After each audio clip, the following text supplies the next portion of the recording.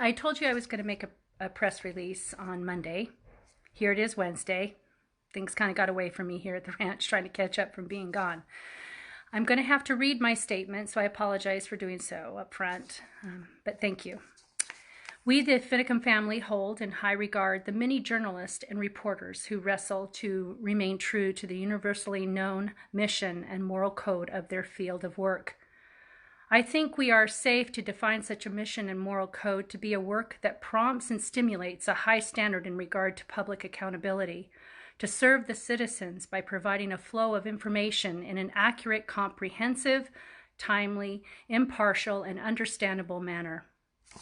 But will National Public Radio, Oregon Public Broadcasting, Long Reads, Literary Hub, and freelancers Leah Preston Sotilli and Sally Denton continue giving the public manipulated half-truths about our husband, father, and family member LaVoy Finicum?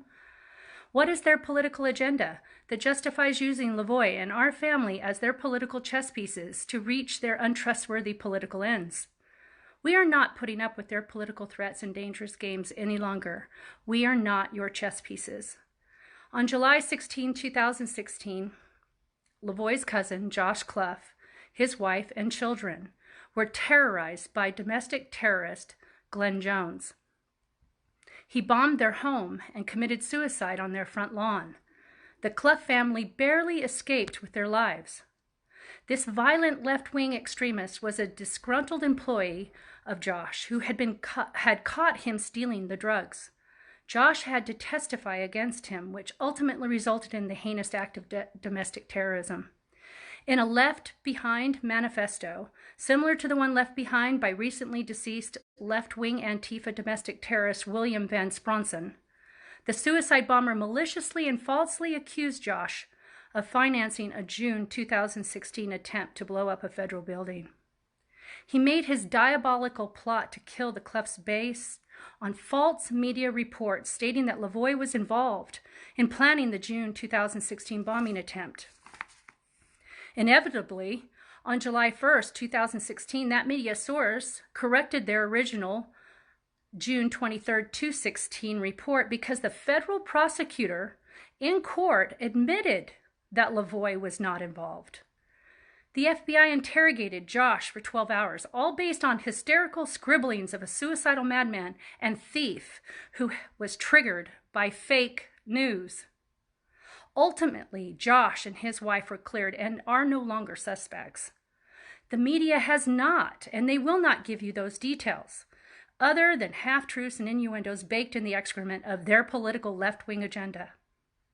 They want you to see and view the domestic terrorist suicide bomber Glenn Jones as a social justice warrior, like William Van Spronson, giving his life for the greater good by murdering the Clough family and defaming LaVoy Finicum. They are going to lead you to believe that LaVoy, who was wrongfully murdered 5 months earlier, was directly or indirectly involved in the June 2016 bombing attempt. They also want you to view our husband, father, and family member LaVoy Finicum as the villain who was hell-bent on committing acts of domestic terrorism and whose family deserved to die at the hands of this Manchurian candidate of the media. LaVoy did not support violence. In one of his YouTube videos, he states, "We should never point guns at each other." And he also said, "I have never pointed guns at anyone, and I do not intend to." He also did not support violence against law enforcement.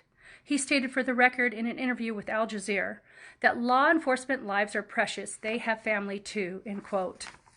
Why do we continue to allow the media and so-called freelancers to abuse their freedom of the press privileges, to prostitute our lives, our liberty, and our property for their treasonous political agenda? They should be ashamed and held accountable for using us as their political chess pieces. The Obama administration's FBI used a falsified threat assessment to convince the Oregon State Police to murder LaVoy. And without a warrant or a broken state law, the Oregon State Police were manipulated into escalating a dead man stop to kill him. The politicized FBI shot at LaVoy with his hands in the air. The untouchable FBI uncovered their actions, altered the crime scene, and shifted the focus of their unbelievable wrongdoings onto LaVoy. They colluded with media to portray LaVoy as a domestic terrorist without due process. They did so because he protested the wrongful imprisonment of the Hammond family and the egregious federal policies that were destroying their business and his. Ironically, the Hammonds were presidentially pardoned in 2018 and had their grazing permits restored in 2019. The very reasons for LaVoy's protest at Malheur National Wild Refuge, shouldn't this mean that LaVoy was vindicated in his actions? Below is a fraction of the unbelievable actions taken by the Obama administration's FBI, in collusion with politically aligned and friendly media to silence and kill their political opposition. 1. The Obama administration's FBI dressed up like militia, coercing and intimidating the residents of Burns, Oregon. 2. The FBI used a falsified threat assessment to drive the domestic terrorist narrative and ultimately killed LaVoy. 3. The FBI manipulated the Harney County Sheriff's Department into giving up control. The FBI manipulated the Oregon State Police into believing LaVoy was a national security threat and prematurely shooting LaVoy while he was complying with commands at the very first stop. The FBI escalated and instigated killing a person they convicted without due process. The FBI colluded with media to say that LaVoy reached for a gun. When will the media report that the first person to touch LaVoy's lifeless body testified to not seeing a gun? That the scene was unsecured for 9 hours? That FBI agents are seen on video shown in court manipulating the crime scene, and that the Oregon medical examiner testified to seeing a weapon in LaVoy's coat pocket and a well-worn footpath from LaVoy's body to his truck 9 hours later. And yet no one in the media bothers to ask if the gun was planted. The FBI altered the crime scene. The FBI lied about shooting at LaVoy with his hands in the air. The FBI destroyed evidence. The FBI broke multiple crime scene protocols for 9 hours. The FBI broke officer-involved shooting protocols by inspecting their own weapons 2 months later. The FBI is currently now being investigated for lying and obstruction of justice.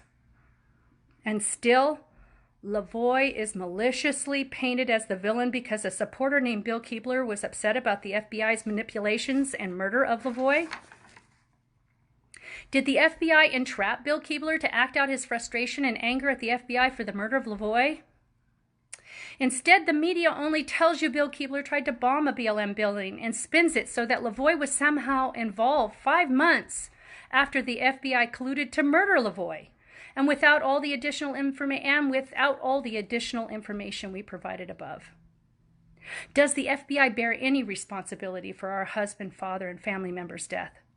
Instead, the media will tell you that LaVoy colluded with his cousin, Josh Clough, to finance Bill Keebler's attempted bombing of the BLM building.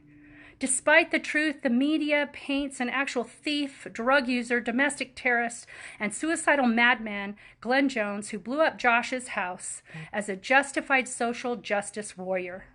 Paints the FBI as justified in killing LaVoy, despite their muddied reputation, despite their muddied integrity, and paints LaVoy as a villainous, evil, mastermind, violent domestic terrorist who was hell-bent on committing suicide by cop.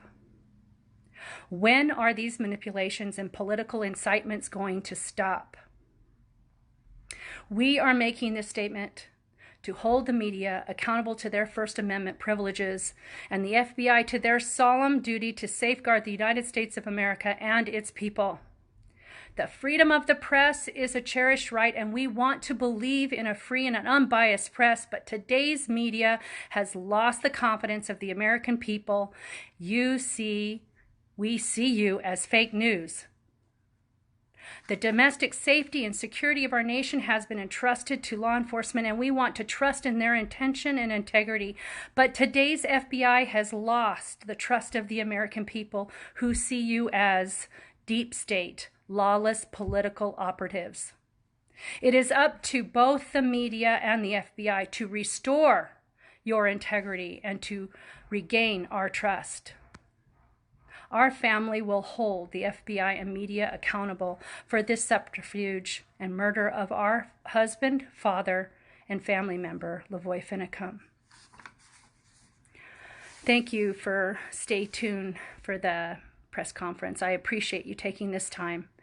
And I thank you for continuing to stand with me and my family as we continue to fight for justice and accountability, to fight for reform, to help to ensure the right to due process for each individual in this country.